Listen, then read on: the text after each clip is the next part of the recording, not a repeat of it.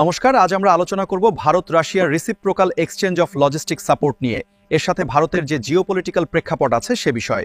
Deals agreement, Bharat ও রাশিয়ার মধ্যে হওয়া এই চুক্তির নাম reciprocal exchange of logistic support. এই চুক্তির ফলে রাশিয়ার প্রায় ৩,০০০ সেনা ভারতে স্থায়ীভাবে থাকতে পারবে। যুদ্ধজাহাজ ও ফাইটার জেট, রাশিয়ার যুদ্ধজাহাজ এবং ফাইটার জেট ভারতের বন্দরে ও এয়ারবেসে অবস্থান করতে পারবে।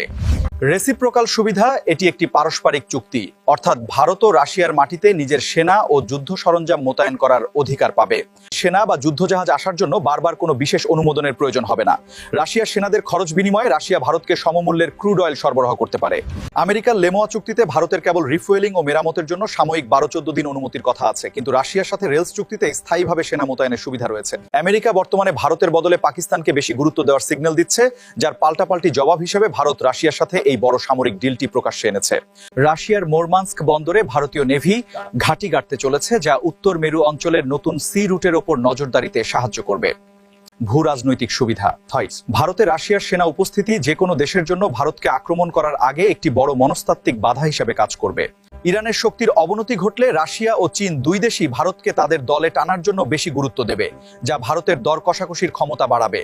আজ ভারতের ক্রমবর্ধমান শক্তিতে শ্রীলঙ্কা, নেপাল, ভুটান ও বাংলাদেশের মতো প্রতিবেশীরা ভারতের প্রভাবকে মেনে নিতে বাধ্য হচ্ছে এবং সুসম্পর্ক পুনরায় গড়ে উঠছে। এই ছিল আজকের reciprocal exchange of logistic support Bharat রাশিয়ার ডিল নিয়ে আলোচনা। আরো গুরুত্বপূর্ণ জিওপলিটিক্যাল ভিউ পয়েন্ট নিয়ে ফিরে আসছি, সঙ্গে থাকুন। ধন্যবাদ।